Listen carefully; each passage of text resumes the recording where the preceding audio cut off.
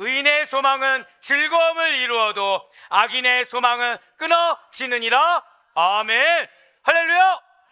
네, 주님께서 너무나도 사랑하신 우리 아델포의 교회 모든 성도 여러분들을 주님을 환영하고 축복합니다. 어때, 보고 싶으셨습니까?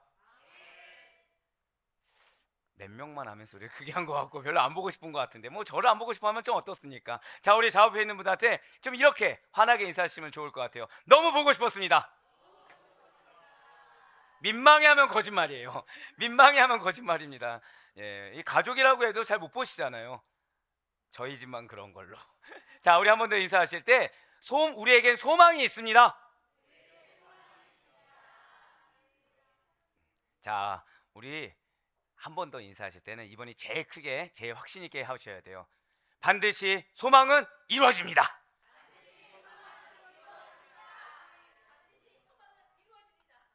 아, 어우.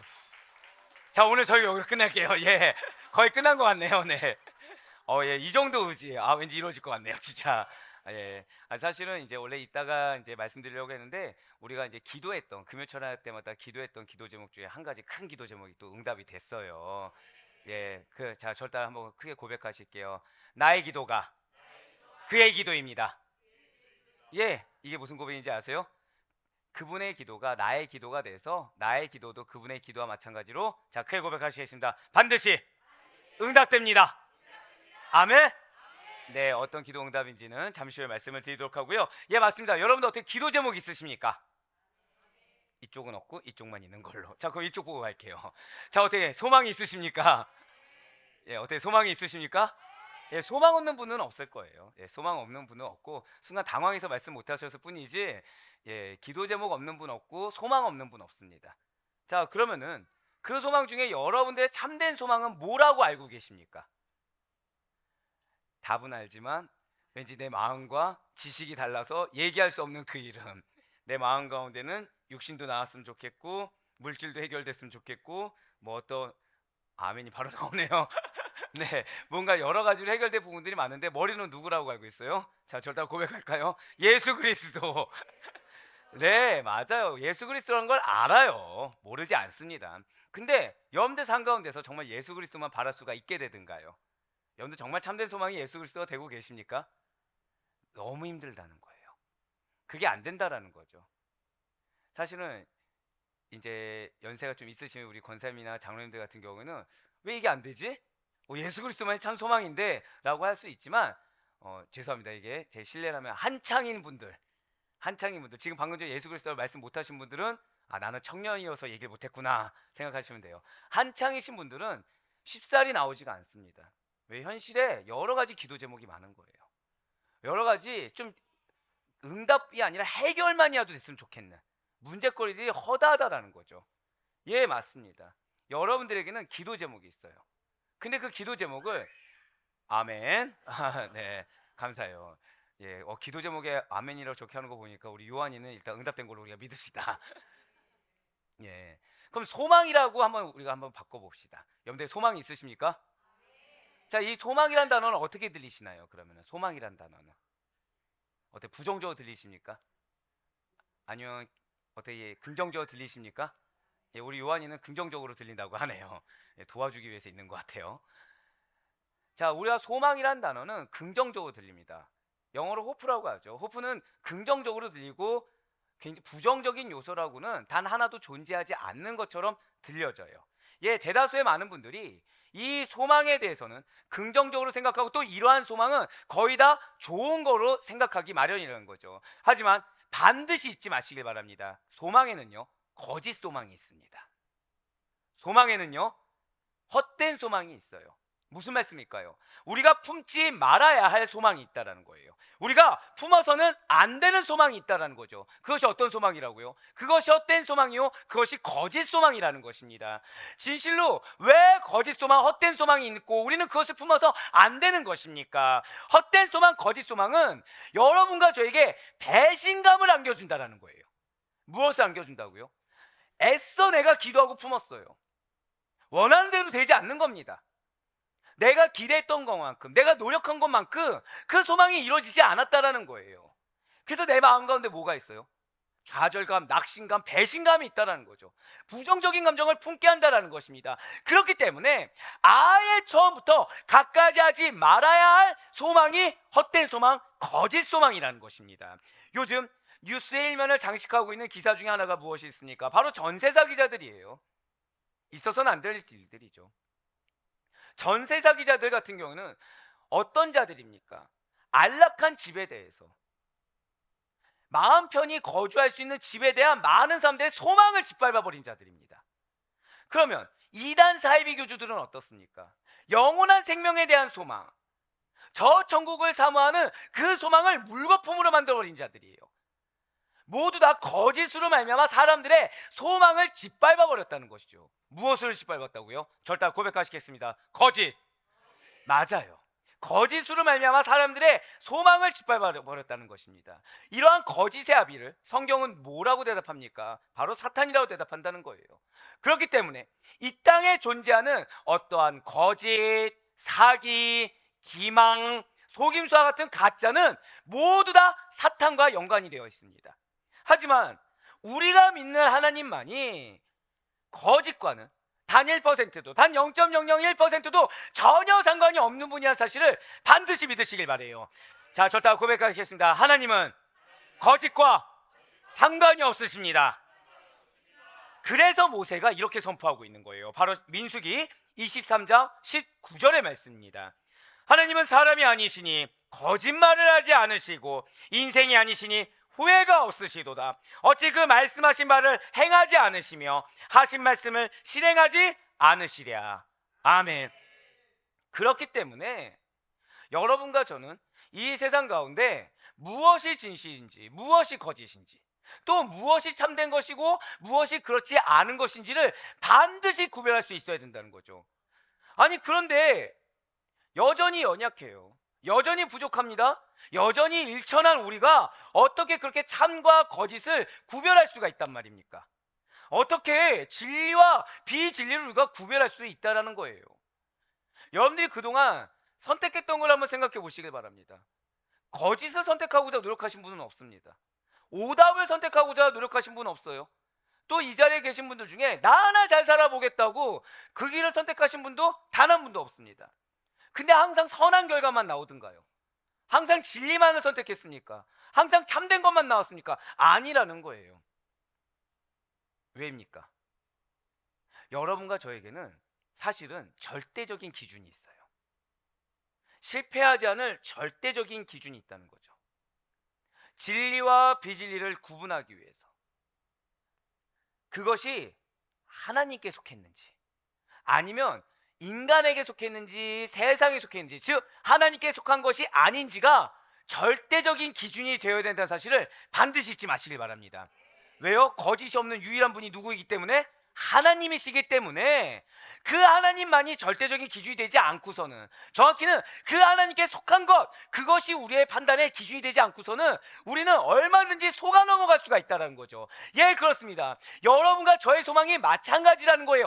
우리의 소망이 역시 이것이 참인지 거짓인지, 이것이 진실된 것인지 헛된 것인지를 구별할 수 있는 것은 오직 단 하나, 절대 고백하실까요? 하나님의 말씀. 바로 그거예요. 하나님의 말씀 안에서만 가능하다는 사실을 반드시 잊지 마시길 바라겠습니다. 그래서 사도 바울이 우리에게 이렇게 증거하고 있어요. 바로 디도서 1장 2절의 말씀입니다. 영생의 소망을 위함이라. 이 영생은 거짓이 없으신 하나님이 영원 전부터 약속하신 것인데. 아멘. 아까 하나님이 뭐가 없다고 말씀드렸죠? 거짓이 없다고 말씀드렸어요. 그 거짓이 없으신 하나님께서 우리에게 약속을 주셨어요. 어떤 약속 주셨습니까? 영원 전부터, 절대 고백하실게요. 믿는 나에게 영생을 주셨습니다. 아멘. 바로 그거예요. 그 약속이야말로, 바로 이 약속이야말로 거짓이 아니라는 것이죠. 우리가 믿음만 있다고 한다면 최소한 우리는 무엇을 보장받았습니까? 영생을 보장받았어요. 우리가 믿음만 있다고 한다면 한 번 더 고백하실까요? 나의 눈물조차 상급의 씨앗이 됩니다. 아멘. 바로 그거예요. 나의 모든 것이 하나님과 관계되어 있게 됩니다. 나의 모든 것이 하나님과 관계됐기 때문에 거짓된 것이 있습니까? 없습니까? 존재하지 않아요. 하나님 안에서 유의미하게 됩니다. 하나님 안에서 나는 지금 내가 쓸모가 없는 것 같고 내가 온전히 쓰임받지 못하는 것 같고 자꾸 실패만 하는 것 같지만, 하나님 안에서는 이 실패 하나 둘 셋 넷 여러 가지가 모여서 큰 하나를 이뤄서 반드시 하나님에서 절대 고백하시겠습니다. 승리할 것이다. 그 사실을 믿으며 나아갈 수 있는 여러분과 제가 되길 간절히 소망합니다. 그렇습니다. 우리의 소망 역시 하나님께서 약속하신 이 약속이야말로 우리에게 참된 소망이 될 수가 있다는 거예요. 영생의 소망인 것입니다. 그렇습니다. 지금 우리는 계속해서 하나님 나라의 생활 법칙에 대해서, 하나님 나라 백성들이 생활해야 될 법칙이 무엇인지에 대해서 살펴보고 있어요. 여러분과 저의 정체성은 하나님 나라에 속한 자들입니다. 그런 우리는 견고하고도 영원한 소망을 붙들고 살아가는 천국 백성이라는 신분을 가지고 살아간다는 것이죠. 이렇게 견고하고도 영원한 소망을 가지고 있는 우리들에게 하나님께서는, 자, 절대 한번 더 크게 고백하실까요? 거짓된 소망. 네, 그렇습니다. 거짓된 소망이라는 말씀을 통해 거짓 소망이 무엇인지, 우리에게 배신감만 안겨주고 낙심과 절망을 안겨주는 거짓 소망이 무엇인지, 그리고 악인들, 악한 자들의 소망의 결국인 절망과 죽음을 극복하는 생활 법칙이 무엇인지에 대해서 깨닫고 은혜 받는 귀한 이 시간 되기를 주님께서 간절히 원하시고 계십니다. 그렇다면 오늘 본문 잠언 10장 28절 말씀을 다시 한 번 더 보도록 하실게요. 의인의 소망은 즐거움을 이루어도 악인의 소망은 끊어지느니라. 아멘. 지금 이 본문에서 말하고 있는 의인의 소망과 악인의 소망은 같은 것이 아닙니다. 이 의인의 소망과 악인의 소망은 서로 다른 어원의 뜻을 가진 단어라는 것이죠. 이 의인의 소망을 뜻하고 있는 히브리어 토렐레트라고 있어요. 이 토렐레트라는 소망의 원뜻은 기대하다, 바라다의 원뜻이 있다는 것이죠. 무엇이 있다고요? 기대하다, 바라다예요. 그런데 이걸로 끝나지 않아요. 이것은 의인의 순수하고 정결한 신앙을 나타낸다는 것입니다. 자, 저 토렐레트가 무엇을 뜻한다고요? 순수하고 정결한 신앙이에요. 즉 여러분의 소망이 무엇과 연결되는 것입니까? 순수하고 정결한 신앙. 결국 여러분들이 하나님만을 온전히 믿는 믿음이 있다고 한다면 그 소망은 진실이 되는 것입니까? 거짓이 되는 것입니까? 진실이 되는 거예요. 내가 이것이 가능하냐 불가능하냐 문제의 것이 아니라는 것이죠. 하나님 안에서 참된 것이 되는 것입니다. 무엇이 있으면 한번 더 고백하실게요. 신앙. 신앙이에요. 신앙. 신앙이 중요합니다. 신앙이 뭐라고 기억하시죠? 감사합니다. 말씀을 기억하신 여러분들이 저에게 가장 큰 힘이 되시죠. 예, 맞습니다. 하나님에 대한 신뢰와 복종, 하나님에 대한 그 순수하고 정결한 신앙을 가진 자들, 그러한 소망이 바로 토렐레트라는 거예요. 이러한 의인이 갖는 소망은 즐거움을 이루게 됩니다. 이러한 의인의 소망은 하나님 중심의 소망이며 이웃과 더불어서 옆에 있는 지체들, 영혼과 가족을 포함한 그 모든 동역자들과 더불어서 함께 즐거워할 수 있는 소망이 된다는 거예요. 그런데 악인의 소망은 다르다는 거죠. 악인의 소망은 개인과 관련이 있습니다. 정확히는 오직 개인의 야망, 탐심과 관련이 있다는 거예요. 악인의 소망에 쓰여진 히브리어는 앞서 말씀드렸던 토렐레트와는 다른 단어입니다. 바로 티쿠아라고 하고 있어요.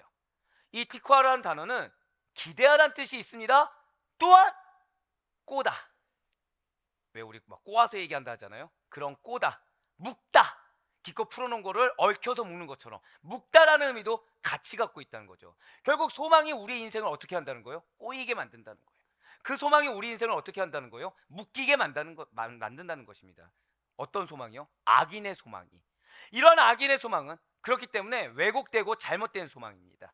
또한 악인들이 가진 소망의 결과는 끊어지게 되어 있어요. 이러한 끊어지다라는 히브리어에는 길을 잃다, 헤매다, 방황하다, 망하다, 파괴하다, 곤고하다, 불행하다, 낙심하다, 실패하다, 이런 다양한 의미를 다 포함하고 있습니다. 무엇이요? 끊어지다. 자, 제가 지금 방금 말씀드린 끊어지다라는 히브리어에 포함된 언어의 속성들 중에서 긍정적인 거 들어보신 것이 있습니까? 단 하나도 없어요. 부정적인 용어라는 것은 다 넣습니다. 예, 그렇습니다. 히브리어에서 가지고 있는, 이 원어에서 가지고 있는 의미만 보아도 악인의 소망이라는 것이 얼마나 비참한지를 알게 해준다는 거예요. 얼마나 부정적이고 우리의 인생을 얼마나 꼬이고 묶이고 결국 끊어지게 만든지를 깨닫게 해준다는 거죠. 그렇기 때문에 악인들이 눈에 보이는 세상에서 얻는 소득이란 결코 영원한 생명, 영원한 약속, 영원한 구원, 영원한 상급으로 이어지지 않는다는 거예요. 영원히 끝나는 날 악인들의 소망이라는 마저도 끊어질 수밖에 없다라는 것이죠. 그래서 성경은 이러한 악인의 소망이 끊어지고 무너지는 이유에 대해서 우리에게 명백하게 밝혀주고 있습니다. 왜 그럴까요? 그들이 하나님을 잊어버리는 자로 살고 있다는 거예요. 잊었다가 아닙니다. 잊어버리는 자로 살고 있기 때문이라는 것이죠. 바로 욥기 8장 13절의 말씀이 이렇게 증거하고 있습니다. 하나님을 잊어버리는 자의 길은 다 이어갔고 저속한 자의 희망은 무너지리니. 아멘. 진실로 악인은 처음부터 하나님을 믿지 않는 자, 그럴 수 있어요. 근데 어떤 자입니까? 지금 잊어버리는 자. 하나님을 기억하시길 바랍니다. 매사에 하나님을 인식하시길 바랍니다. 악인에게는 그래서 하나님을 잊어버리고 살다 보니까 그 마음에 하나님이 없어요. 악인에게는 하나님의 속성을 발견하기가 어렵습니다. 하나님의 진리가 없어요. 하나님의 성실이 없습니다. 참 지혜이신 하나님의 말씀도 없어요. 진실한 사람, 어떠한 거룩함도 없는 자들이 바로 악인이라는 것이죠. 이러한 악인에게는 선한 것이 하나도 없습니다. 이러한 악인에게는 악하고 더럽고 추악한 것만 자리 잡다 보니까 어떠한 선하고 긍정적인 것을 찾아볼 수가 없다는 거예요. 그런데 안타까운 것은 악인은 번성을 해버린다는 거죠. 무엇을 통해 번성합니까? 일견 우리가 보기에 흔들릴 정도로 악행을 통해 번성한다는 거예요. 악한 행동을 하는데 우리 마음이 흔들릴 정도로 번성을 해버린다는 거죠. 악인은 불법을 자행합니다. 악행을 통해서 계속해서 번성해 나간다는 거예요. 하지만 사랑하는 성도 여러분들, 절대 현혹되지 마시길 바랍니다. 마치 속이민 갈대가 수분을 통해 신속하게 성장하겠죠. 하지만 그 안에 있는 물기가 말라버리면 어떻게 됩니까? 곧바로 죽은 것과 마찬가지로 악인들 역시도 그들이 붙잡고 있는 것, 그들이 신뢰하고 있는 것, 그들이 추구해온 방법론들, 이것들이 사라지면 바로 멸망하게 된다는 거예요. 하지만 여러분과 저는 바로 멸망하지 않습니다. 괴로우십니까? 힘드십니까? 고난에 있으십니까? 감사하셔야 돼요. 아직 망하지 않았어요. 우리를 절망의 열매를 맛보게 하지 않았습니다. 여러분들 가운데 죄 안 지으신 분 계신가요? 나 이번 한 주간 나는 하나님 보시기에 한정 흠이 없다, 있으세요? 그런 눈초리를 보시면 저도 못했습니다. 눈초리들 그거 있잖아요. 너는 누구도 단 한 명도 오늘 일주일도 아니고 오늘 오전에 일어나서 여기 오기까지 하나님 마음에 순적한 자들 찾기 힘듭니다. 자, 죄를 지으면 어디 가죠? 죄 지으면 어디 갑니까? 그쵸, 지옥 가죠. 자, 지금 지옥을 경험하신 분, 또 여기서 나는 부부싸움을 했는데 이 부부싸움이 지옥과 같았다 이러지 마시고 진짜 지옥불을 경험하신 분은 없다라는 거예요. 뭐죠? 절대 고백하실게요. 나에게는 기회가 있습니다. 바로 그거예요. 우리는 악인이 아닙니다. 감사하게도 악인에 근접한 것처럼 살아가는 우리들인데도 불구하고 그 믿음으로 말미암아 하나님께서 우리에게 기회를 주고 계세요. 그래서 내가 지옥처럼 느껴지는 상황을 겪을지언정 실제 지옥을 경험하지 않습니다. 우리에게 기회를 주세요. 소망이 응답될 기회를 주십니다.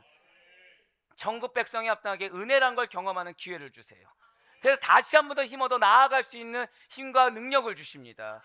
그 힘과 능력이 나는 기반이 없어요. 하지만 하나님께서 주시는 은혜로 말미암아 우린 다시 한 번 더 힘을 얻어 나아갈 수가 있는 것입니다. 내가 얼마나 실패하느냐를 재보지 마세요. 내가 얼마나 은혜 받았는지를 재보시길 바랍니다. 여기에 열매가 있어요. 맞습니다. 악인들은 그들이 신뢰하고 붙잡는 것을 놓치게 되면 그 순간 그것이 사라지면 곧바로 멸망하게 돼요. 근데 여기서 더 안타까운 것이 인간사라는 것이 마치 자연의 진리처럼 도식화될 수가 없다라는 것입니다. 한번 제가 쉽게 여쭤볼게요. 선행을 하면 뭘 받아야 되죠? 상을 받아야 된다. 악행을 저지르면 뭘 받아야 됩니까? 주변이 그렇던가요? 주변이 그렇던가요? 맞아요. 현세적인 인과응보의 원리를 사람들에게 그대로 적용을 해본다고 한번 생각해 보시길 바래요. 그러면 악인은요, 무조건 벌받아서 세상에서 가난하게 살아야 돼요. 뭘 해도 안 풀려야 됩니다. 뭘 해도 힘이 들어야 돼요. 어떠한 기쁨도 없이 불행하게 살다가 비참하게 죽어야 됩니다. 그런데 실제로 우리가 살아가는 이 세상이 그렇지가 않다라는 거죠. 이 사람은 어떻게 이렇게 잘 살지? 어떻게 이 사람은 하는 것마다 잘 되지? 저런 생각과 저런 행동을 하는데 어떻게 저렇게 잘 풀리는 거지? 의구심이 든다라는 거예요. 예, 맞습니다. 악인임에도 불구하고, 누구나가 주변 사람들이 다 욕하는 악인임에도 불구하고 너무 잘 사는 거죠. 세상 요즘 친구들 말대로 현타가 올 정도로 너무 잘 사는 겁니다. 잘 사는 거에 대해서 호사롭게 살아요. 감히 꿈조차 못 꿀 정도로 호화롭고 평온하고 무탈하게 인생을 즐기면서 살아갑니다. 일평생 육신은 어떻죠? 더 건강해요. 더 건강합니다. 그 자녀들은 어떻습니까? 더 잘 사는 거예요.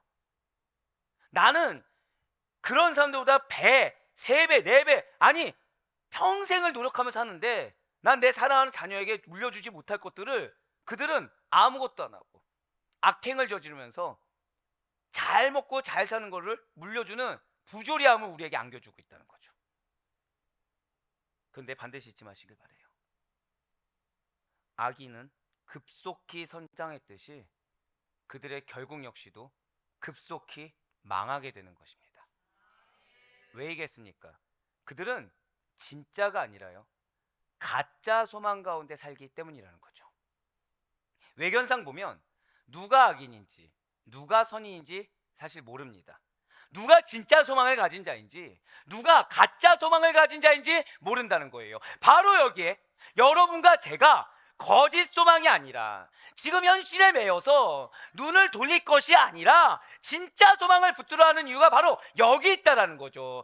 누가 진짜 소망을 가진 자인지 겉으로 구별하기가 어렵기 때문에 더더욱 진짜 소망만을 붙드는 진짜가 되는 것이 중요하다는 것입니다. 자, 한번 달걀을 한번 생각해 볼게요. 제가 여기에 달걀이 있다고 생각해 보시길 바래요. 이 달걀이 삶은 달걀인지 생달걀인지 여러분들 그냥 눈으로 보면 아십니까? 예, 맞아요. 적어도 제가 아니라 궁금한 자가 와서 들어도 보고 흔들어도 보고 소금물에 가라앉혀도 보고 살펴보아야 아, 이게 생달걀인지 삶은 달걀인지 알 수가 있지 않겠습니까? 예, 맞아요. 절대 고백하실게요. 나의 의지, 이걸 기억하셔야 돼요. 나의 소망이 진짜인지 아닌지, 이것이 우리가 원하는 대로 내 인생을 바꿔주고 내 사랑하는 가족들과 동역자들에게 선한 영향도 주고 하나님의 인정이 돼서 은혜 받은 것이 무엇인지 경험하고 그러한 소망이 진짜인지 아닌지 스스로가 알고 진짜 소망을 가진 자로 살아가야 될 책임이 여러분들에게 있다는 거예요. 나에게 있다는 것입니다. 나의 의지에 있다는 거예요. 나는 이 땅에서 나름 형통하니까 진짜 소망을 붙드는 자겠지? 아, 나 지금도 엉망인데 뭘 해도 안 풀리는데 현실이 엉망인데 미래에 무슨 소망이 있겠어? 이 문제나 해결하면 되지. 내가 가진 소망이라고 했자 일회성이고 가짜일 거야 라고 함부로 판단할 수가 없어요. 여러분의 인생사가 누군가는 성공이 9구 실패가 하나일 수 있고 누군가는 실패가 9구 성공이 하나일 수 있지만 그 둘이 누가 진짜고 누가 가짜인지 알 수가 없다는 것입니다. 사랑하는 아대포교회 성도 여러분들, 현재 나의 삶의 모습으로 내가 소망이 있는지 없는지를 판단하지 마세요. 내가 지금 무슨 소망을 가지고 살고 있는지 내 삶의 형편으로 정확하게 알 수 있는 것이 아니라는 거죠. 거짓 소망을 붙드는 자와 진짜 소망을 붙든 자의 삶의 형편이나 상황을 보서 그들이 종국에 가는 곳이 어디인지, 그리고 하나님께서 그러한 여러분을 통해 이루실 기업이 어떤 것인지를 확실하게 지금 이 순간 알 수가 없다는 것입니다.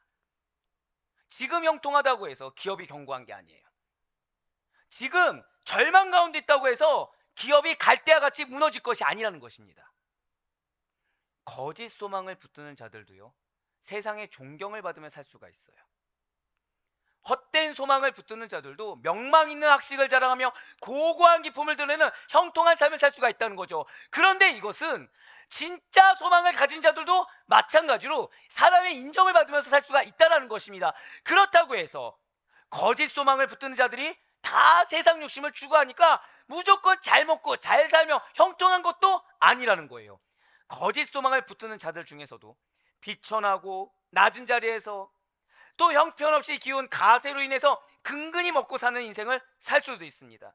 근데 이와 마찬가지로 진짜 소망을 가진 자들도 현실의 삶 가운데서는 어렵게 겨우겨우 생을 유지할 수도 있다는 거예요. 문제는 앞서 말씀드린 대로 겉으로 드러나는 모습으로만 거짓 소망을 붙드는 자인지 아니면 진짜 소망을 붙드는 자인지 우리 눈으로는 도저히 알 수가 없다는 거죠.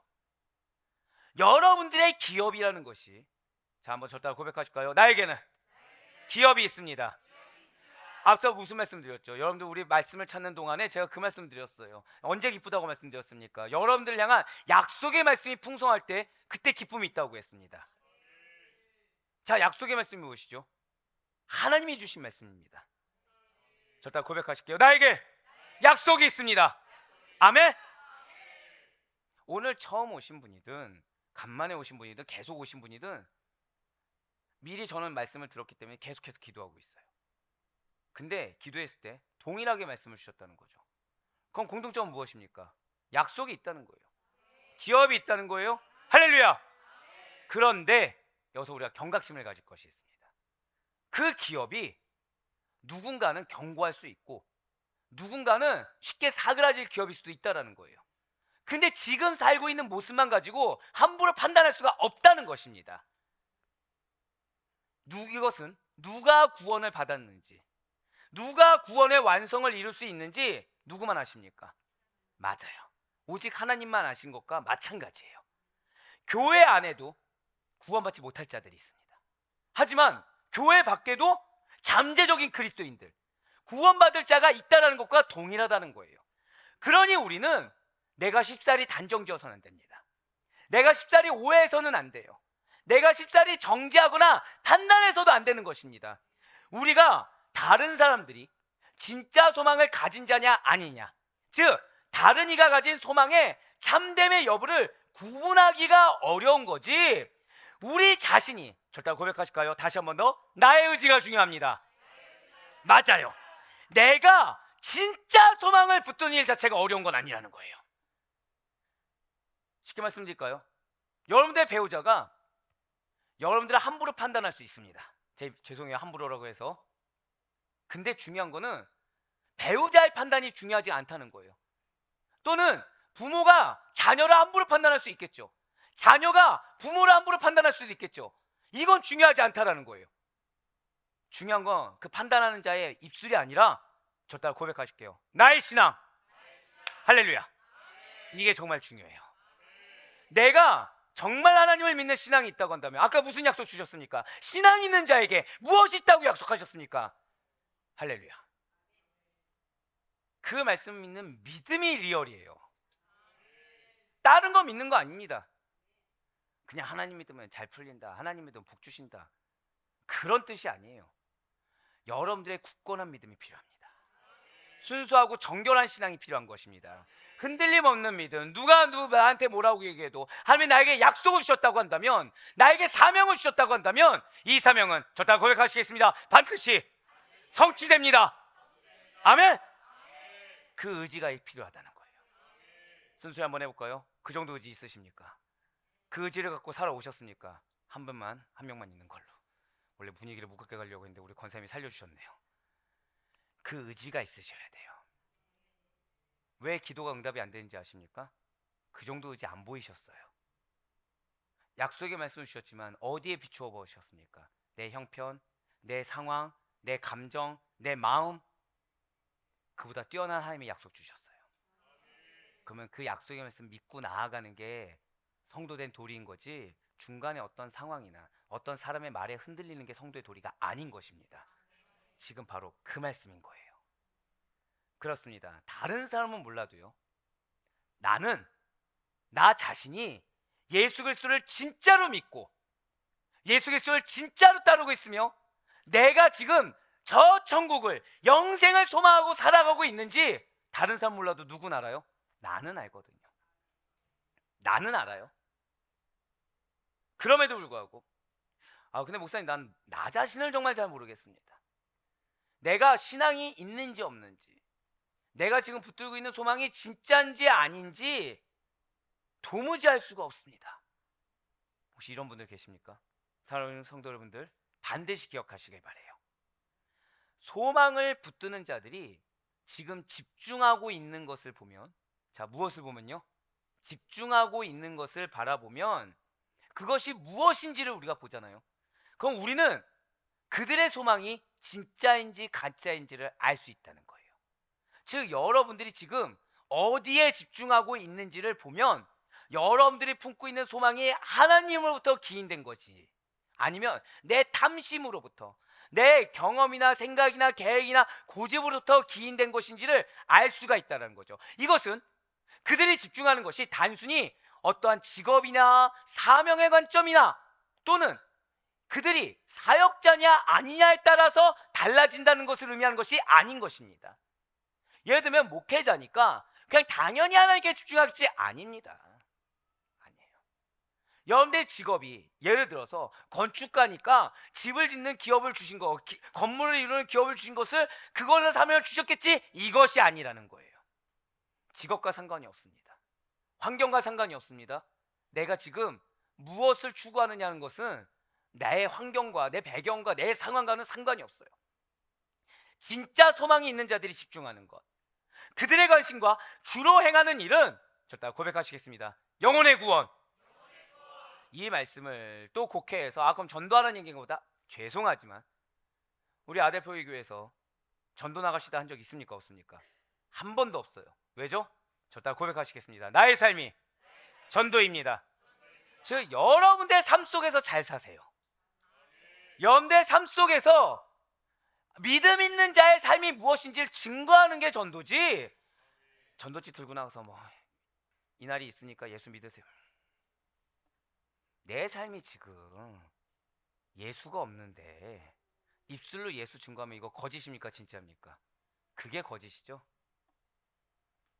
여러분들 삶 속에서 예수님 만나시고 여러분들 삶 속에서 은혜가 뭔지 경험하시고, 그래서 이거를 도저히 내가 표출 못하겠다라고 하면은 삶 속에서 좀 더 열심히 사시고, 그 가운데 내가 교회 왔더니 앞에 찬양한 사람 보니까 찬양하고 싶다, 그럼 찬양하시는 거고, 나는 예배 드리고 싶다, 그럼 예배 드리시는 거고.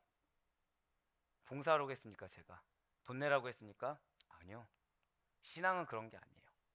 신앙은 여러분들의 삶이 신앙이 돼야 됩니다. 신앙은 여러분들의 모습과 생활 자체에서 자연스럽게 흘러나오는 것이 믿음이 돼야 되는 거지, 예배 한두 번 드렸다 만족하지 마세요. 삶이 예배가 되길 간절히 소망합니다.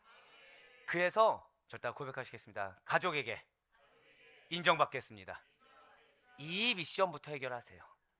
가족이 나를 신자로, 가족이 나를 진짜 참된 소망 있는 자로 인정을 받는 게 우선인 것입니다. 그렇습니다. 바로 무엇일까요? 예수 그리스도를 알고 증거하는 일에 집중한다는 거예요. 내가 예수님을 알아가는 거, 그리고 내가 예수님을 삶 가운데 증거하는 거에 참된 소망 있는 자들은 집중한다는 것이죠. 이것을 무엇이라 할까요? 절대 고백하시겠습니다. 우선순위. 우선순위의 문제예요. 먹고 사는 게 급할 수 있습니다. 근데 먹고 사는 과정 가운데서도 무엇을 지키려고 합니까? 신앙을 지키려고 하는 거예요. 먹고 사는 과정 가운데서도 내 모습을 통해 그리스도가 증거되게 하는 거, 언행을 정결하게 합니다. 삶 가운데서도 한 번이라도 기도를 하는 모습이 더 드러납니다. 오히려 한 번 더 여쭤볼까요? 회사에 급한 일이 있어요. 여러분들 아니면 해결이 안 돼요. 근데 교회 예배가 있어요. 뭐 하시겠습니까? 이러시면 안 된다는 거예요. 이러시면 안 된다는 겁니다. 감사해요, 장로님. 장로님 알고서 그러신 거라 생각해요. 회사 가서 증거하세요. 근데 마음에 뭐가 있어야 돼요? 갈망이 있으셔야 돼요. 그래서 내가 이 다음에는 반드시 예배를 지킨다는 갈망이 있어야 되는 거고, 뭐부터 하셔라? 삶의 터전에서 증거부터 하세요. 할 일이 있는데 도망쳐 나오듯이 와가지고 예배 와서 은혜 받았다? 위선이고 가식입니다. 기뻐받지 않으세요. 그렇습니다. 사랑하는 우리 성도님들의 삶의 최우선순위가 영혼 구원이고 예수 그리스도가 될 수 있길 간절히 소망합니다. 결국 그런 여러분들의 모습을 통해 주변의 회사 동료와 가족들은 누굴 보게 되는 것입니까? 예수를 보게 되는 거예요. 그게 영혼 구원인 것입니다. 그 모습을 통해서 너가 믿는 예수님이라면 나도 믿어보겠다고 얘기 나오면 그게 승리한 거예요.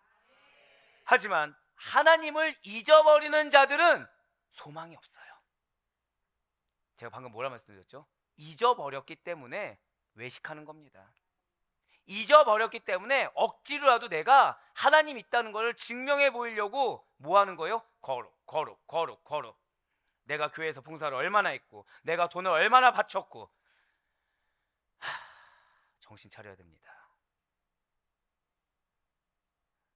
교회가 어디에 있죠? 네, 세상에 있어요. 거룩해야 되는데 성막성전 교회를 왜 세상에 두셨죠? 왜 구별되게 둬야 되니까 산이나 어디 멀리 동 떠진 데 둬야 되잖아요. 왜 세상에 두셨죠? 절대 고백하겠습니다. 나로 말미암아 변화됩니다. 아멘. 근데 외식해서 어떻게 변화시킵니까? 교회 안에서만 거룩해서 어떻게 변화시킵니까? 교회가 세상에 있다는 사실 잊지 마세요. 여러분들을 세상에 보내셨다는 사실 잊지 마세요. 신앙은 거기서 증거하는 거예요. 교회에서 거룩한 척 하는 거 아니에요. 제가 오늘 우리 장로님 기도가 너무 감사한 게 장로님 기도 중에 그게 있어요. 오실 분들에 대한 확신이 있어요. 근데 그 다음 뭐라고 했죠? 낮은 자세로. 바로 그거예요. 바로 그거예요. 낮은 자세로. 저는 우리 교회 장로님들을 사랑합니다. 이유는 왜냐면 내가 장로인데 하신 분이 한 분도 없어요. 장로님도 뭐 하셨죠? 화장실 청소. 장로님도 뭐 하셨죠? 앞에 나가서 인사. 어떻게 해요? 장로님 나이대가 50대 60대입니다. 이거 쉬울까요 어려울까요? 근데 어떻게 할 수 있는 거죠? 즐거워서 놀이동산 가고 싶어서 나 놀이동산 데려가라? 아니죠. 영원 보고 하는 거예요. 영원 보고. 왜 그렇게 하실까요? 영원 구원을 위해서입니다. 교회에 왔을 때 하나님의 사랑을 느끼게 하기 위해서. 저는 사람을 본받으라고 하진 않겠지만 여러분들 역시 삶 속에 가서 영원 구원을 위해 내 고집이나 아집 내려놓으시고 더 열심을 다하는 걸 보여주세요. 더 최선을 다하는 걸 보여주세요. 남을 위해서 희생하고 헌신하는 거 보여주세요. 그 1순위는 어디다? 절대 고백하실게요. 가족한테 먼저 잘하세요. 가족한테 먼저 믿음을 증거하세요. 또 이 얘기했다고 갑자기 남편 보고 아내 보고 너만 잘하면 되라 하지 마시고 절대 고백하실게요. 나만 잘하면 됩니다. 예, 나만 잘하면 돼요. 뭘 자꾸 옆에를 지금 한두 커플이 아니라서 얘기합니다. 한 커플이면 제가 얘기 안 하려고 했는데 어쩜 그렇게 죄악에 대해서는 동일하신지. 자, 좋습니다. 사랑하는 우리 성도님들, 하나님 잊어버리는 자들은 소망이 없다. 잊은 자가 소망이 아니라 잊어버리는 자가 소망이 없다는 사실을 기억하세요. 욥기 8장 13절 말씀을 한번 보시길 바랍니다. 하나님을 잊어버리는 자의 길은 다 이와 같고 저속한 자의 희망은 무너지리니. 아멘. 지금 말씀 보시면 하나님을 잊어버리는 자의 희망이 어떻게 된다는 거예요? 무너져 버린다는 것입니다. 아니 대체 왜 하나님을 잊어버리는 자의 희망이 무너질 수밖에 없는 것입니까? 그것은 하나님 없는 인생의 선택이 가져오는 결과 그 자체가 희망과는 거리가 멀기 때문이라는 거죠. 사람은 저마다 자신의 앞길, 자신이 나아갈 바를 선택합니다. 그 길은 자기 마음대로 의지적으로 선택할 수가 있어요. 내 멋대로, 내가 끌리는 대로, 내가 원하는 대로, 내가 사랑하고 내가 좋아하는 대로, 내가 편한 대로 내가 갈 길, 앞길과 방향을 의지적으로 선택할 수가 있다는 거죠. 물론 거기에는 내 마음대로 선택한 길에 대한 절대 고백하시겠습니다. 책임이 있습니다. 책임이 있다는 거예요. 그렇습니다. 선택한 길에 대한 최종 책임은 나 자신에게 있어요. 인생은 가되 신속히 갑니다. 진실로 인생은 너무 짧아요. 그런데 어떤 이들은요 삶에 지나치게 집착합니다. 근데 또 어떤 이들은 삶을 너무 대충 살아버려요. 이 둘은 공통점이 있죠. 지나치게 극단적인 삶의 태도를 가지고 있다는 공통점이 있습니다. 근데 이 둘은 또 하나의 공통점이 있다는 거예요. 무엇이냐? 인생을 잘못 살아도 한참 잘못 살고 있다는 공통점이 있다는 거죠. 이렇게 신속하고도 빠르게 가는 인생을 바르게 사는 방법은 오직 단 하나. 소중하고 영원한 것, 거룩한 것을 위해 절대 고백하시겠습니다. 책임감 있게 살아라. 그걸 기억하세요. 선택은 내가 해요. 책임을 내가 집니다. 근데 문제가 있죠. 자, 가장이 어떤 이 길을 선택했어요. 혼자만 책임지면 됩니까? 가족이 책임지게 됩니까? 가족이 책임지게 돼요. 절대 고백하실까요? 나의 어깨에 영혼이 있습니다. 이거를 기억하셔야 여러분들의 가정과 직장과 삶의 공동체에서 책임을 다할 수가 있어요. 어떤 책임이죠? 다른 거 아니에요. 믿음을 드러내는 책임인 것입니다. 신앙을 드러내는 책임이에요. 일의 성공 여부가 아니에요. 부끄럽지 않으면 됩니다. 누구 앞에서? 하나님 앞에서. 제가 여러분들 위해서 기도했을 때 가장 감사한 건 그거였어요. 여러분들의 실패라는 볼트를 하나, 둘, 셋, 넷, 다, 여러 개를 모아서 하나의 무엇을 이룬다? 승리를 이룬다. 실패에 매몰되지 마세요. 실패하더라도 책임감 있게 성실하게 부끄럽지 않게 하시길 바랍니다. 누구 앞에서요? 하나님 앞에서. 그러면 그 실패는 실패가 아니게 돼요. 그 실패가 자양분이 돼서 반드시 하나님께서 여러분들에게 크나큰 승리의 열매를 맛보게 할 것을 확신하시길 바라겠습니다. 이 약속은 누가 성취된다고 말씀드렸습니까? 믿는 자가. 네, 그렇습니다. 그래서 사도 바울이 이거에 대한 확신이 있었던 거예요. 자신이 달려갈 길을 마치고 의의 면류관이 예비되어 있음을 알고 확신하며 오히려 고난 속에서도 진짜 소망 가운데 기쁨과 감격을 누릴 수가 있었다는 것이죠. 인생적으로 볼까요? 율법주의자였어요. 근데 갑자기 예수를 믿겠대요. 사람들의 지탄을 받습니다. 가는 곳곳마다 어디죠? 감옥만 전전하는 거예요. 자, 현실적으로 여러분들 주변 사람 중에 어떤 사람이 감옥만 전전한다고 생각해 보세요. 그 인생 실패입니까? 성공입니까? 다 실패라고 여기지 않겠습니까? 사도 바울은 확신이 있었다는 거예요. 비록 내가 사람들 보기에는 낮고 비천한 자리 같지만 자기에게 뭐가 예비되어 있다? 의의 면류관이 예비되어 있다. 그래서 진짜 소망 가운데 그 확신으로 말미암아 기쁨과 감격을 누릴 수가 있었던 것입니다. 짧지만 주를 위해 살아간 스데반 집사 역시도 하늘문이 열리는 것을 봤어요. 여기에 대한 확신이 있었습니다. 그래서 참된 만족과 행복을 느끼며 하나님을 만날 수가 있었다는 거예요. 할렐루야. 그렇습니다. 영원한 소망이 없이 찰나의 쾌락에 현실의 무게 가운데 그 잠깐의 해결을 위해서 거기에 도취되어 살아간다고 한다면 그들 앞에 기다리고 있는 것은 배신감만 있어요. 인생의 허무입니다. 배만과 영벌뿐이에요. 그렇기 때문에 살면서 자꾸만 하나님을 잊어버리고 살아가는 그런 자들은 죽음 이후에도 역시 소망이 없다라는 거예요. 그래서 욥의 친구 소발이 이렇게 고백하고 있는 것입니다. 욥기 11장 20절 말씀 보시길 바라요. 그러나 악한 자들은 눈이 어두워서 도망할 곳을 찾지 못하리니 그들의 희망은 숨을 거두는 것이니라. 아멘. 도망할 곳을 찾지 못해요. 피할 곳을 찾지 못해요. 그러니까 그들의 희망이 뭐만 있다는 거예요? 왜 우리 요즘 그런 거 얘기 듣죠? 차라리 죽는 게 낫겠다. 그 얘기하는 거예요 지금. 진실로 하나님 없이 살아가는 악인들은 어두운 인생길 끝에서 그러니까 열심히 해보려고 합니다. 하는데 길이 있습니까? 없습니까? 없는 거예요. 뭘 해도 만족도 없고 돈을 벌든 안 벌든 다 나에게 희망도 없는 겁니다. 만족이 없어요. 감사가 없어요. 그러다 보니까 아무런 소망도 없이 아무런 낙도 없이 결국 그들에게 원래부터 예정되어 있던 멸망의 길을 갈 뿐입니다. 그리고 그들의 결국이 무엇이라고요? 죄와 사망뿐이라는 거예요. 악인들이 가야 할 최종 목적지인 죽음을 향해 달려갈 뿐인 것이지 그들의 현실의 어떠한 노력들이라는 것이 다 헛것이 된다는 거죠. 그렇습니다. 의인과 악인은 그의 마음에 서로 다른 것을 품고 살아갑니다. 마음에 있는 것이 밖으로 나옴으로 말미암아 소망하고 바라는 바도 다르다는 거예요.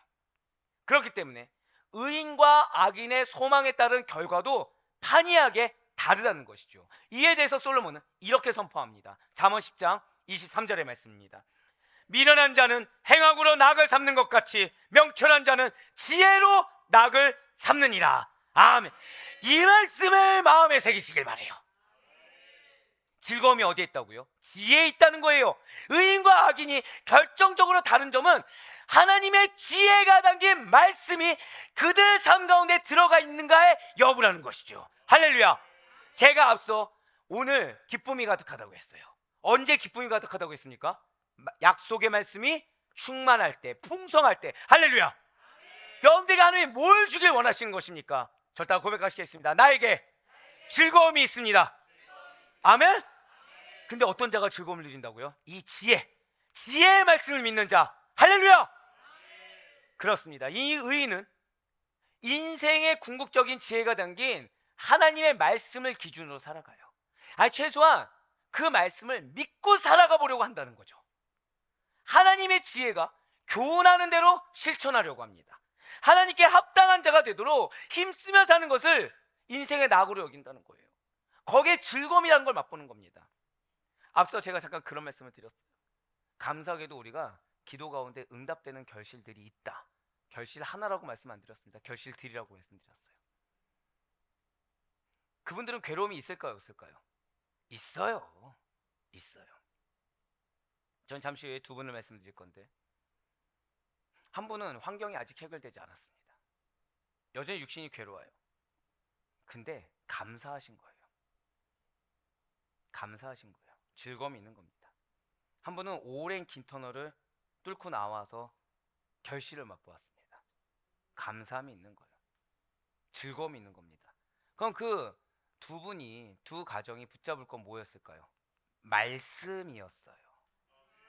한 번 더 쳤다 고백하실까요? 나에게 기업이 있습니다. 아멘. 그 약속의 말씀 붙잡았어요.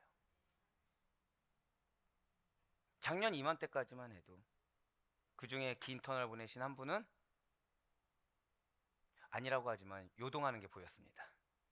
흔들리는 게 보이는 거죠. 근데 어떻게든 뭘 붙잡아요? 현실 가운데 붙잡을 게 없는 거예요. 말씀 붙잡는 겁니다. 하나님 약속하셨으니까. 자, 그러면 이제 긴 터널 뚫고 나왔으니까 또 터널이 있습니까? 없습니까? 너무 가차없는데요 지금. 좀 한 분이라도 좀 머뭇거리게도 했는데 있어요. 예, 있어요.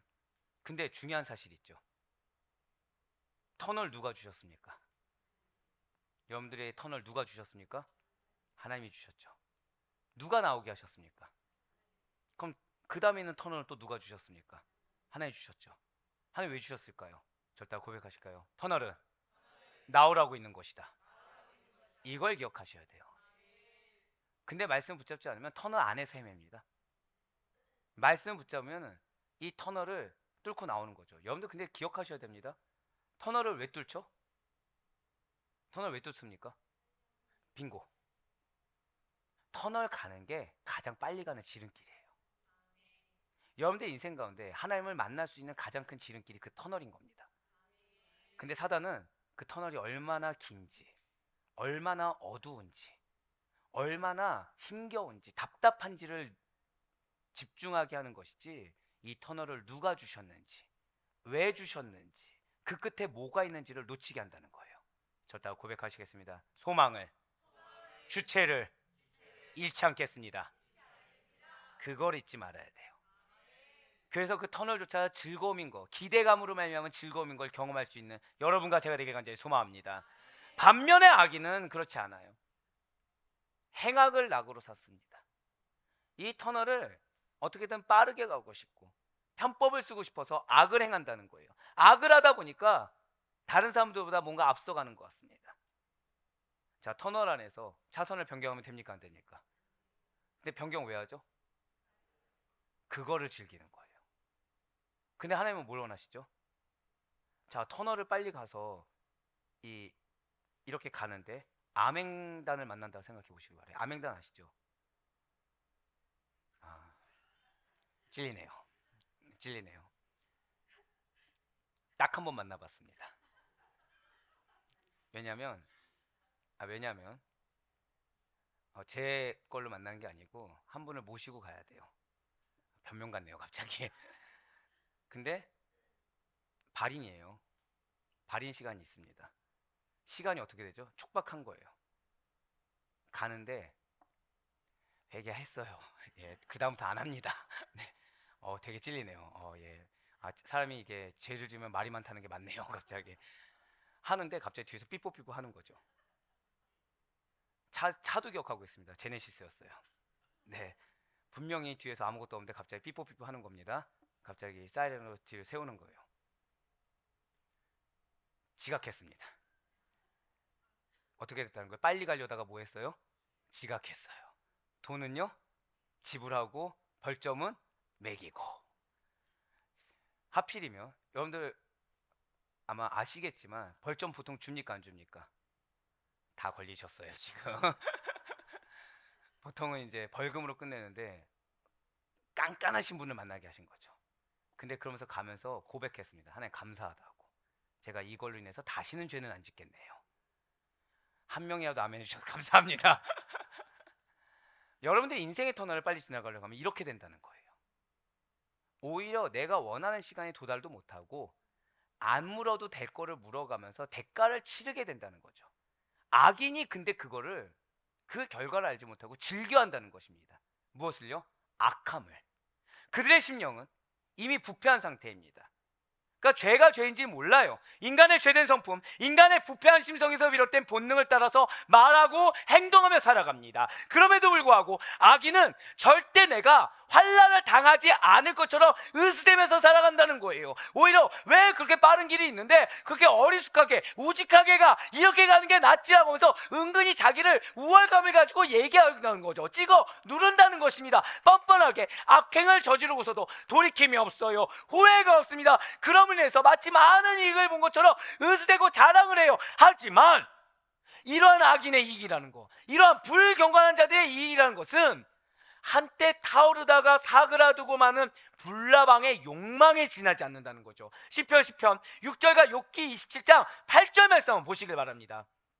그의 마음에 이르기를 나는 흔들리지 아니하며 대대로 환난을 당하지 아니하리라 하나이다. 8절 말씀 볼게요. 불경건한 자가 이익을 얻었으나 하나님이 그의 영혼을 거두실 때에는 무슨 희망이 있으랴. 아멘.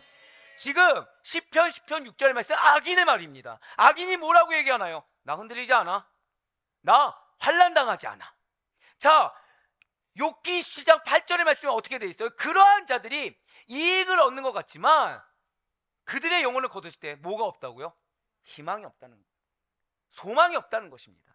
그렇습니다. 불나방은 끝내 죽음에 이르더라도 빛이라는 불이라는 목표를 향해 직진을 합니다. 불건강한 악인들의 죽음 이유를 한번 생각해 보시길 바라요.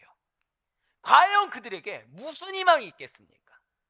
과연 그들이 쌓아 올린 것이 사상 누각이 될 걸 모르는 자가 과연 누가 있겠습니까?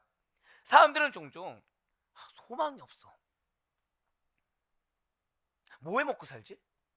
과연 이 일이 소망이 있을까? 내 나이가 지금 몇인데 그러면 이 일은 어느 정도까지 할 것 같은데 그 다음은 뭘 해 먹고 살지? 진짜 소망이 없다. 이런 얘기를 한다는 거예요. 자, 이렇게 소망이 없다는 것이 무엇이죠? 바로 절망의 상태라는 거예요. 제 타겟책이 있으면은 그 길이라도 가겠는데 타겟책이 있다는 거예요, 없다는 거예요? 보이지 않는다는 거죠. 절망인 것입니다. 살다가 힘이 들고 어려우면, 그래서 갈 길을 찾지 못하면 더 이상 소망이 없다, 기댈 곳도 없다, 절망이다라고 고백을 한다는 거예요. 그런데 진짜 소망이 없는 절망이 무엇인지 알고 계십니까? 그것은 바로 절대 고백하실까요? 구원의 기회가, 상급의 기회가 없는 것입니다. 이걸 기억하셔야 돼요. 앞서 말씀드렸듯이 정말 감사했던 건 여러분의 눈물까지도 상급이에요. 여러분의 실패까지도 승리의 발돋움이 되는 것입니다. 그럼 나는 지금 인생을 헛되게 사는 것입니까? 아니에요. 기회가 있다는 거죠. 영원히 멸망하는 것이 진정한 절망이라는 사실을 절대 잊지 마시길 바랍니다. 이 세상에 속하여 사는 사람들은 이 세상의 삶과 생활 가운데 탈출구가 없다고 여겨질 때 무슨 선택을 합니까? 죽음이라는 극단적인 선택을 합니다. 왜죠? 죽으면 끝난다는 헛된 망상에 갇혀있기 때문에 소망 없는 절망이라 착각하는 그 끝을 죽음이라고 착각하고 있다는 거예요. 하지만 결코 죽음으로 우리는 끝나지가 않습니다. 죽음 위에는 영생과 영벌의 갈림길에 들어서게 된다는 거예요. 모든 사람은 믿음이 있던 믿음이 없던 모든 사람은 죽은 다음에 하나님의 심판을 받게 됩니다. 그러니 영생을 누리든지 영벌에 처하든지 둘 중에 하나의 결과만 기다리고 있다는 사실을 반드시 기억하시길 바래요. 그래서 사도 요한이 이렇게 선포하고 있어요. 요한계시록 9장 6절의 말씀입니다. 그날에는 사람들이 죽기를 구하여도 죽지 못하고 죽고 싶으나 죽음이 그들을 피하리로다. 그렇기 때문에 성경은 거짓 소망이 무엇인지, 참 소망이 무엇인지 극명한 대리를 가르쳐주고 있다는 거예요. 한번 이어서 욥기 11장 18절과 20절의 말씀을 계속해서 보도록 하시겠습니다. 내가 희망이 있으므로 안전할 것이며 두루 살펴보고 평안히 쉬리라. 자, 그런데 20절 말씀 볼까요? 그러나 악한 자들은 눈이 어두워서 도망할 곳을 찾지 못하리니 그들의 희망은 숨을 거두는 것이니라. 아멘. 지금 스크린에 보시는 18절에 말하는 희망이라는 것은요, 하나님께서 진실하게 회개하는 자들에게, 신앙이 있는 자들에게 임하는 하나님의 구원 사역에 대한 소망입니다. 구원에 대한 소망, 상급에 대한 소망이 있다는 거예요. 하지만 그 아래 욥기 11장 20절은 다르다는 거죠. 악인들을 멸하시는 최종적인 하나님의 심판 사역과 그에 관해서 이제 더 이상 그 어떤 희망도 가질 수 없는 절망적인 상황을 표현하고 있다는 거예요. 불과 한두 장 차이인데 위에서는 구원과 상급에 대한 소망을 노래하고 있습니다. 아래는 뭐가 있다고요? 절망만 얘기하고 있다는 거예요. 사랑하는 우리 아대포의 교회 모든 성도 여러분들, 소망을 원하십니까? 아니면 가만히 내 고집대로, 내 육신의 감정대로, 내 탐심대로 앉아서 절망적인 상황을 맞이하시겠습니까? 우리에게는 거짓 소망이 아니라요, 참된 소망을 가질 수 있는 방법, 절망을 극복하는 길이 분명히 존재한다는 거죠. 그것이 무엇이겠습니까? 잘 기억하시길 바라요. 그것은 첫 번째로 염려를 주께 맡기는 일입니다. 베드로전서 5장 7절의 말씀입니다. 너희 염려를 다 주께 맡기라. 이는 그가 너희를 돌보심이라. 아멘. 이 말씀 가운데 많은 자들이 의심을 해요. 하지만 의심하기 전에 정말 내가 믿었는지 한번 생각해 보세요. 정말 100% 내 염려를 하나님께 맡기고 하나의 방법대로 나를 맡겼는지 한번 되돌아보시길 바랍니다. 사탄은요, 여러분들에게 의심을 가지라고 합니다. 절망을 가지라고 할 거예요. 사탄은 여러분들의 마음이 소망과 절망 이 둘로 나눠지게 합니다. 그래서 현재 우리가 받은 영생의 소망에 집중하지 못하도록 염려, 걱정, 의심 등을 심으려고 들 거예요. 의식주와 같은 기본 생활에 대한 걱정들로 하여금 여러분들의 신앙을 흐트러들여서 소망을 바라보는 안목을 염려로 바꾼다는 거죠. 약속의 말씀에 대한 확신을 의심으로 바꾸게 한다는 것입니다. 하지만 하나님께서는 뭐라고 말씀하셨습니까? 아무 일에든지 염려하지 말고 오직 기도와 간구로 하나님께 감사함으로 아뢰면 모든 걱정에서 자유하게 될 것이고 절망의 순간을 극복할 수 있다고 절대 고백하셨습니다. 나에게 약속하셨습니다. 아멘. 두 번째로 하나님의 징계를 받아들이시길 바래요. 히브리서 12장 11절 말씀에 이렇게 말합니다. 무릇 징계가 당시에는 즐거워 보이지 않고 슬퍼 보이나 후에 그로 말미암아 연단받은 자들은 의와 평강의 열매를 맺느니라. 믿는 우리들이 절망하게 될 때가 언제입니까? 내가 나름 믿음이 있다고 생각했는데 하나님이 안 도와주시는 거예요. 난 지금 절박하고 급해 죽겠는데 엉뚱하게 별로 급하지 않아 보이는 사람들은 응답을 해주시고 난 이 상황을 해결해 주지 않는 겁니다. 근데 그에 더해서 엎친 데 덮친 격에 상황이 처해지게 되는 거죠. 마치 뭘로 느껴지는 거예요? 기가 막히게 생각나는 겁니다. 죄가 생각나는 거예요. 아, 나 지금 징계받고 있구나. 나 지금 혼나고 있구나. 그때 절망하게 돼요. 그때 소망을 놓치게 됩니다. 하지만 잘 기억하세요. 징계받는 우리들이 결코 징계가 주는 아픔과 슬픔에 매몰되지 마세요. 여러분들 자녀 혼내보셨죠? 왜 갑자기 거룩한 척 하십니까? 아시다시피 저는 훈육을 합니다. 자, 훈육하고 싶어서 훈육합니까? 감사해요. 뒤에서 눈초리는 목사님은 좀 혼내고 싶어하는 경향이 있으신 것 같은데 라고 지금 보셔서 잘 되라고 하는 거 아니겠습니까? 그리고 너 이러면 혼나라고 했을 때 왜 그러죠? 너 그거 하지 말라는 거 아니겠습니까? 이건 뭐죠? 또 다른 기회죠? 똑같다는 거예요. 징계가 주는 아픔과 슬픔에 매몰되기보다는 징계 후에 받게 될 절대 고백하시겠습니다. 나에게 반드시 유익과 소망이 있습니다. 아멘. 거기에 관심을 두셔야 된다는 거예요. 자, 제가 지금 방금 뭐라 말씀드렸죠? 믿으라? 아니에요. 관심이라도 두셔야 돼요. 과연 이 징계 후에 나에게 무슨 유익을 줄 것인가? 과연 이 상황 뒤에 나에게 어떤 소망을 줄 것인가에 대해서 관심을 가져야 됩니다. 거기에 기대란 걸 할 수 있어야 된다는 거예요. 내 삶의 경험이 깁니까? 아니면 하나님의 역사가 깁니까? 근데 나는 내 경험이 이랬으니까 이 상황 뒤에 아무것도 없을 거라고 스스로 판단 줘버렸어요. 내가 지금 누구보다 앞서 있죠? 내가 하나님보다 앞서 있다는 것입니다. 하지만 그렇게 하지 마세요. 하나님이 더 크십니다. 하나님은 여러분들에 대한 계획을 태초부터, 이 세상을 창조하기 이전부터 가졌다고 말씀하셨어요. 근데 내가 어떻게 하나님께서 지금 이 상황 뒤에 주실 것을 어떻게 판단할 수 있겠습니까? 근데 이거를 내가 왜 못 누리죠? 믿음이 없으니까. 여러분들 구원 뭘로 받죠? 믿음으로 받죠. 우리 신앙생활 왜 하죠? 구원받기 위해서 하는 거 아닙니까? 하나님이 그럼 우리 인생에서 뭘 제일 중요하게 여기실까요? 구원을 제일 중요하게 여겨요. 근데 구원 뭘로 받는다고요? 하나님 우리의 인생에 뭘 제일 중요하게 여기죠? 믿음을 제일 중요하게 여겨요.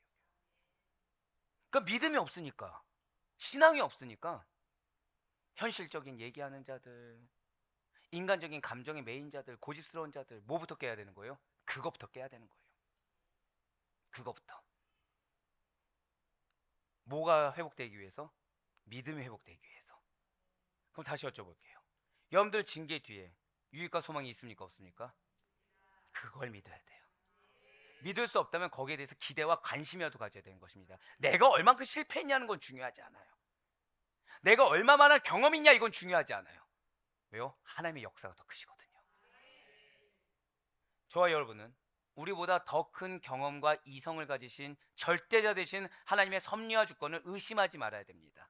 우리가 믿는 하나님께서는 분명 성도들에게, 당신의 자녀들에게 징계란 걸 내리세요. 하지만 이후에 성도들이 받게 될 그 세상이 알 수도 없고 줄 수도 없는, 그 누구도 허락할 수 없는 미래의 유익, 미래의 상급, 미래의 소망을 반드시 안겨주시는 분이라는 사실을 잊지 말아야 되는 것입니다.